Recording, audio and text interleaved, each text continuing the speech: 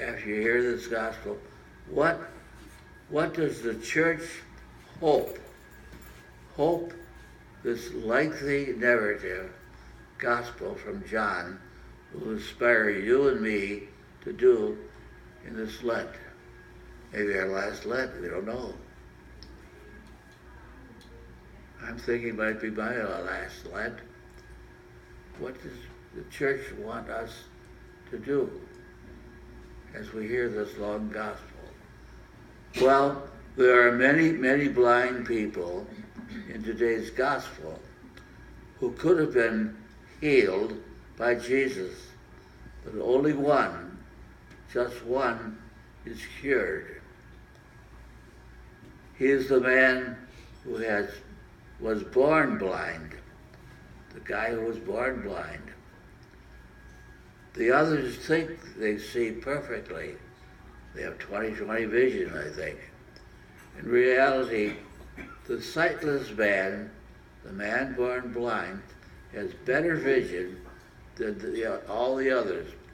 For this blindness of his pertains only to his eyes, his physical eyes. Theirs is much deeper, affecting their minds and souls and hearts. They're blind, very blind. Blind as a bat. That's pretty blind. This gospel is sheer drama. The child scene is one of the most brilliant passages in the gospel, in the whole Bible. We note the variety of pressures at work distorting views. The disciples show their lack of vision by asking whose fault it is he was born blind, instead of asking how they could help this poor guy who was blind.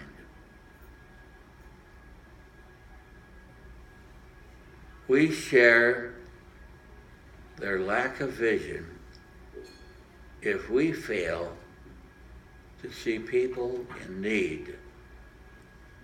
The neighbors are blinded by fear, and therefore will not stand up for the healed man or support his statement that Jesus cured him. The parents are afraid of being expelled from the synagogue if they befriend Jesus. You know, fear makes us close our eyes and turn our backs on unpleasant situations. The Pharisees can't see through their thick fog of pride. Pride is the biggest sin. Pride is the root of all sin. It's the Pharisees' goal to prove Jesus an impostor. And so they insist Jesus could not have worked a miracle. The cured blind man has deep insight and is not afraid to declare his faith in Jesus. He cries out, "I do believe, Jesus, you are the Son of Man." The Pharisees cannot refute his words, and so their rage takes charge, and rage is always blind. You know, we do stupid things when we're mad. Ever catch yourself getting mad and doing stupid things? Blaming the wrong things? No doubt we have never thought of ourselves as blind. Maybe you and I say with the Pharisees, Jesus, are you saying that we're blind? Well, we are at times. Can we see other people's point of view even though we can't accept them? How about this whole thing on gun control? Can we see other people's view? Can I?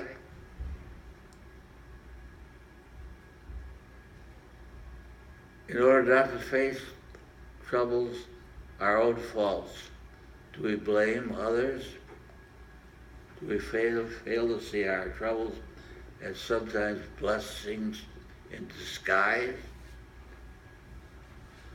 Yes, there are many kinds of blindness that have nothing to do with the quality of our eyes. So during Lent, the church hopes, she hopes this gospel story will inspire us to look within ourselves and pray for light. Light to see more clearly our own defects, not other people's faults, but our defects. Yes, you and I are to pray for light, sight, and insight. We're to ask Jesus to make us really see our imperfect selves in need of change. Then we are to turn away from our sinfulness and be faithful to the gospel. We have to read the gospel first, pray over it, be faithful to the gospel.